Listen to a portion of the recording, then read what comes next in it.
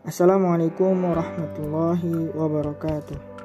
Perkenalkan, saya Muhammad Zamzami, mahasiswa IAIN Zawiyah Cutkalalangsa, Prodi Hukum Ekonomi Syariah. Saat ini saya sedang menjalani program kuliah kerja nyata yang berbasis sosial media, yang insya Allah ke depan nanti saya akan membahas mengenai bagaimana peran dayah dalam membentuk akhlakul karimah santri. Dan semoga saja bermanfaat bagi para pendengar dan teman-teman sekalian. Akhlak merupakan suatu sifat yang dimiliki semua manusia. Setiap manusia memiliki sifat atau akhlak yang berbeda-beda. Dalam pandangan agama Islam, akhlak merupakan patokan dan alat untuk menentukan nilai baik buruknya sifat dan tingkah laku seseorang. Hal-hal yang baik menurut Al-Quran dan hadis itulah yang baik untuk dijadikan pegangan dalam kehidupan sehari-hari. Begitu pula sebaliknya, apa yang menurut Al-Quran dan hadis buruk itulah yang tidak baik dan harus dijauhi.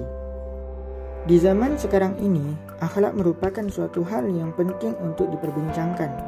Seiring dengan berkembangnya zaman dan semakin modern dan kecanggihan teknologi serta masuknya kebudayaan asing kepada masyarakat, akhlak dimiliki seseorang terutama anak-anak muda tidak semakin membaik dan malah menjadi masalah tersendiri.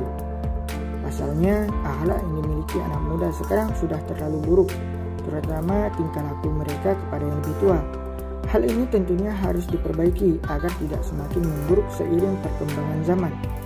Oleh karena itu, dibutuhkan lembaga pengajaran agama Islam seperti dayah sebagai wadah dalam memperbaiki dan meluruskan akhlak seseorang, terutama generasi muda. Dengan adanya dayah, diharapkan kesadaran orang tua kepada anak meningkat akan pentingnya pendidikan dayah dalam sarana memperbaiki akhlak.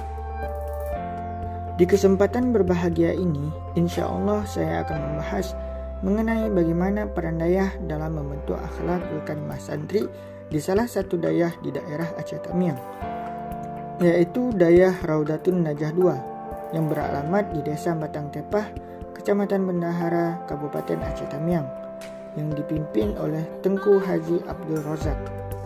Raudatun Najah II sebagai lembaga pendidikan keagamaan yang keberadaannya dituntut untuk dapat meningkatkan partisipasinya dalam mewarnai pola kehidupan di lingkup dayah. Jika pendidikan dipandang sebagai proses, maka proses tersebut akan berakhir pada pencapaian tujuan yang hendak dicapai. Adapun tujuan yang hendak dicapai dengan adanya dayah secara umum adalah adanya perubahan tingkah laku atau perubahan akhlakul karimah, dengan tujuan secara khusus adalah tazkiyatun nafsi atau mensucikan hati, pendekatan diri kepada Allah melalui mujahadah. Mengenai pendidikan dan pengajaran yang ada di dayah Raudatun Najah II, juga terdapat berbagai macam kegiatan yang dapat membantu dalam pembentukan akhlak santri di dalam dayah. Di antaranya seperti Dalail Khairat, pengajian kitab-kitab kuning, muhadarah, tausiah dari pimpinan, dan ada juga kegiatan olahraga seperti sepak bola yang memanfaatkan lahan seadanya. Selain itu, dayah Raudatun Najah II memiliki metode pendidikan dan pengajaran telah berjalan sangat baik dayah Raudatun Najah II Al-Adidiyah yang diadakan oleh tengku-tengkunya bersama para santrinya. Kegiatan tersebut meliputi seperti mengaji 3 waktu dalam sehari, mengulang sholat berjamaah, serta muhadarah dan dalail khairat yang diselenggarakan. Jadi, peran dayah Raudatun Najah II Al-Aziziyah untuk membentuk akhlakul karimah santri itu sudah sangat baik. Kegiatan-kegiatan yang dilakukan oleh para tengku-tengku telah membuat akhlak bagi santri menjadi lebih baik daripada sebelumnya, baik kepada guru, orang tua maupun warga sekitar. Di antaranya yaitu metode keteladanan. Rasulullah SAW telah menerapkan metode keteladanan ini dan paling banyak berpengaruh terhadap keberhasilan misi dakwahnya. Metode ini digunakan di dayah Raudatun Najah II dalam prakteknya. Langsung abi ataupun tengku-tengku yang memberikan bagaimana contoh perilaku yang baik dalam menjalani kehidupan di dayah maupun di kehidupan sehari-hari nantinya. yang mana hal itu bisa disampaikan melalui ucapan langsung maupun perbuatan yang dipraktekkan sehari-hari. Metode ini merupakan yang paling efektif karena secara psikologis anak memiliki kecenderungan untuk meniru. Begitu pula seorang santri ketika berada di dayah secara tidak langsung akan meniru abi atau tengku-tengku dalam berperilaku sehari-hari yang lama-lama menjadi kebiasaan dan nantinya akhlak dan perilaku tersebut akan berguna di kehidupan sehari-hari. Yang kedua yaitu metode pembiasaan. Metode ini merupakan yaitu metode yang menanamkan akhlak dalam kebiasaan sehari-hari. Pembiasaan yang dilakukan agar proses pembentukan akhlak dapat dilakukan dengan mudah dan senang hati. Dalam prakteknya, di dayah biasanya pembiasaan seorang santri untuk berbicara yang sopan, bertingkah laku sesuai tata krama kepada yang lebih tua ataupun kepada abi dan tengku-tengku.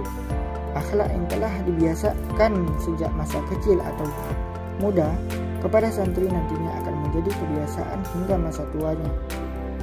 Yang sulit untuk berubah jika seorang santri memiliki akhlak yang baik sejak dari pesantren atau dapur dayah, maka itu akan sangat berguna sekali dalam kehidupan sehari-hari. Yang ketiga yaitu metode memberi nasihat. Nasihat yang dimaksud di sini adalah kata-kata yang diberikan abi dan tengku-tengku agar santri terhindar dari hal-hal buruk yang dilarang oleh agama. Metode ini juga diterapkan di dayah Raudatun Najah 2, baik itu berupa kutipan tulisan dari perkataan abi dan tengku-tengku ataupun perkataan yang secara langsung pada saat kegiatan pengajian. Nasihat biasanya juga disampaikan oleh abi dan tengku-tengku berdasarkan isi dari kitab salaf yang dipelajari, tak terkecuali tentang masalah akhlak yang bisa langsung dipraktekkan dalam kehidupan sehari-hari. Yang keempat yaitu metode motivasi dan intimidasi. Dalam prakteknya di dayah Raudatun Najah 2, metode ini disampaikan dengan penyampaian pelajaran melalui cerita. Cerita ini bertujuan untuk memotivasi santri agar menjadi seorang yang memiliki akhlak yang baik. Apabila yang diceritakan merupakan kisah yang baik, maka seorang santri harus mengikutinya. Begitu pula sebaliknya, apabila yang disampaikan merupakan kisah yang buruk, maka santri harus menjauhinya. Baik itu cerita para nabi terdahulu, sahabat nabi, maupun ulama terdahulu. Metode ini juga efektif karena dalam pembelajaran khususnya akhlak di dayah seorang santri agar tidak mudah bosan, sehingga santri dapat mengambil sisi baik dari kisah-kisah yang terjadi di masa lalu dan mempraktekkannya dalam kehidupan sehari-hari. Dan yang kelima yaitu metode persuasif. Metode ini bertujuan untuk meyakinkan seorang santri tentang suatu ajaran dengan kekuatan akal yang dimilikinya. Penggunaan metode ini didasarkan pada sejatinya manusia merupakan makhluk yang berakal. Dalam prakteknya di dayah Raudatun Najah 2 melalui peran abi dan tengku-tengku yang meyakinkan seorang santri untuk bisa membedakan mana yang benar dan mana yang salah, sehingga santri nantinya dalam kehidupan sehari-hari dapat membedakan mana perilaku yang baik dan mana yang buruk.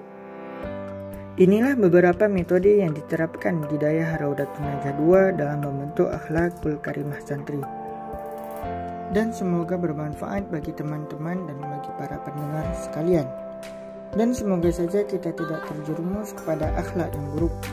Karena di zaman sekarang ini krisis akhlak semakin tidak terbendung karena perkembangan teknologi informasi dan masuknya budaya asing yang menyebabkan generasi muda semakin terkikis akhlaknya. Mungkin sampai di sini video dokumenter saya. Lebih dan kurang saya mohon maaf. Saya Muhammad Zamzami, mohon undur diri. Assalamualaikum warahmatullahi wabarakatuh.